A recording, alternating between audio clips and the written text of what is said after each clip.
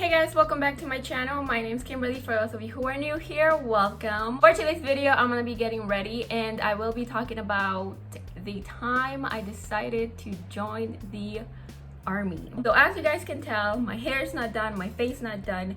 I completely look dead. But we are gonna bring some life back into my face. Where to start with why I joined the military? I was 18. I was a senior in high school. And for some reason, I don't know why, but I can remember very vividly that when I was 12 years old, I don't know why though, but like I remember that when I was 12 years old, I said I was gonna join the military. Fast forward to when I was 18, I was living here in Minnesota and I was living with my dad. I remember that it was the beginning of senior year, and in October, like late October, I saw that the Army National Guard, like recruiter people, were at lunch and they were trying to get people to talk to them. I talked to the sergeant. I'm not gonna say his name, but I talked to that one sergeant, told me all of the information and like how many years I would supposedly have to join for and what I would expect and all of that. And he asked me if I was old enough to join, and I was like, yeah, like I'm a senior, I'm 18. And then once I said I was 18, like it clicked for him that I didn't need parental permission to join the army, because if you're under 18, you need your parents' approval or permission for you to join. And he's like, okay, great. Like he told me that since I was 18, I didn't need like my parents' permission to join. Like if I really wanted to, I could. That I would just have to sign some papers and do some tests and pass a background check and all of that. That was in November, like late November. Talked to him and he made me take a test on his laptop, the ASVAB. Remember that the first time I took it, I did not pass because like we were at the library and I was like distracted by like all the people being loud as hell. Went home. I didn't talk to my dad about it because I knew his stance on joining the military and all of that. Like he didn't want any of his kids joining a military branch. I don't know why. I made the decision then and there that I would. I don't know why, but I did. I said, yes, I want to join. Like, what do I have to do? Because by that time, everybody else was worrying about college and where they're gonna go and like all of that. And I had no clue what I wanted to do. I didn't know what I wanted to study. I didn't know if I wanted to go to college or go straight to work. I like didn't know what I wanted to do after high school. So I was like, you know what? I'm gonna take a break. I'm gonna join the military. Do that. Since it was the National Guard that I was gonna be joining, I didn't have to leave home. The first 2 weeks of April, I remember I missed school a lot. I missed school 2-3 days straight because there comes a point where you have to go to MEPS, and MEPS is where they do like the physical test and you take the exam, the ASVAB, and they get your fingerprints and all of that to see if you're ready to go or like you're eligible to go. Remember that I wanted to be a medic, but there weren't any positions available. I chose a 92 Alpha, which is logistics specialist. It's a fancy word for saying that you're gonna be working at a warehouse in supply. You're gonna be supplying the troops and your unit and all of this other people with supplies. So fast forward, I got to boot camp. First 2 weeks of boot camp is basically reception. It's called reception, and those two, like it could last from a week to like 2 or like even more depending on your situation or stuff. So for me, it was like a week and a half. That's where you get your uniform, your boots. There's a lot of paperwork that you have to go through, and then by the end of reception, you get to your actual like company, which is where you're gonna be for the next 9 months, training and all of that. Boot camp was actually really fun. I wish I could go back and do it all over again. It's in Oklahoma and it was 9 weeks. I learned a lot, got in trouble a lot because of other people's stupidity, learned how to fire a weapon. After boot camp, I went off to Virginia, which was AT. That's where you go and learn about your job, which is basically a little bit like college. I felt like you go to class in the morning from like 8 till 5 Sergeants in Virginia in AITs were kind of a bit more lenient and chilled.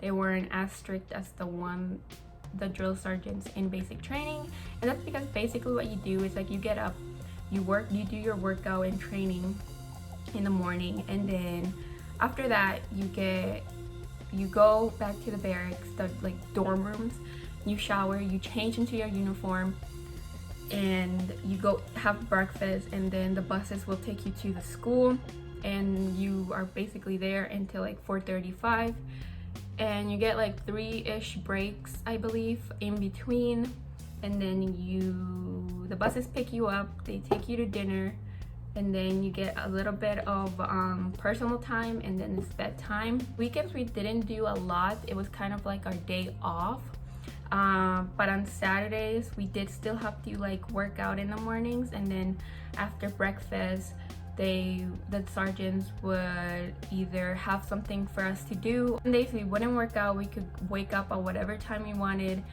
The only thing we would have to be information after dinner to make sure that everybody was there, and they could get like a head count, making sure everybody was there. AIT was a little bit more lenient and stuff. I met a lot of cool girls and people, and yeah, it was like fun and stuff.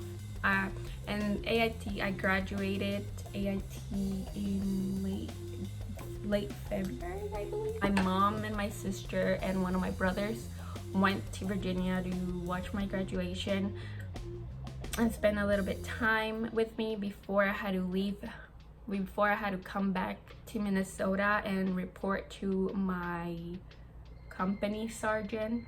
So that was my training for the army and stuff. And then obviously after I came back from boot camp in AIT, I had to meet up and report to not my recruiter, but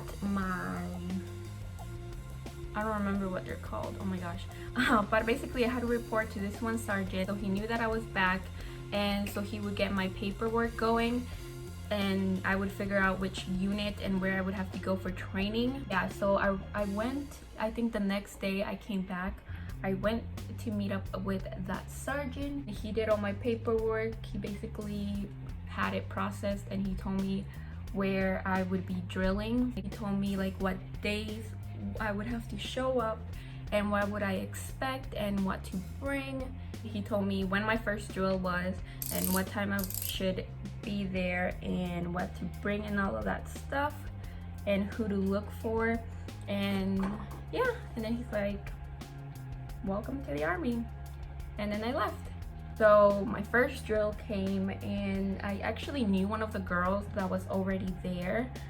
She had gone to the same AIT in Virginia that I went, so she was there, so at least I knew somebody, and then through her I made another friend. The first year in my unit after coming back from training and stuff was actually pretty fun and stuff. I met a lot of people, got really close to a few, still talk to a few people from there. Like I say talk because as you can kind of already tell, I'm not in it anymore. Like I still have a contract,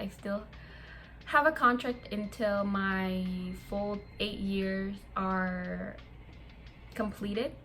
I didn't finish the full 8 years. I only did about 3.5 years in the National Guard. 2.5 years in that unit, I got pregnant with Lucas, and that gave me an option either to stay in or get out, or not fully get out, but like get out and not have to go to drill and training anymore. So I did that. I got out. I didn't get discharged per se. I'm still technically in because of my contract, because I didn't do my full 8 years. And when I mean that I'm still technically in, that if there were a war to happen, say tomorrow or so, they can call me and I would have to go. I'm technically reserved, but don't have to go in for any training. I do have a sergeant that checks up on me every like so many weeks, just to make sure I'm doing fine, and if I need anything or if I ever change my mind and want to go back. Now that's my story time on the military, why I joined, how it was, and why I'm not longer in it. I do have to say that I am glad that I joined the military, the Army National Guard, when I did, because it was a time in my life that I had absolutely no idea what I was gonna do after high school.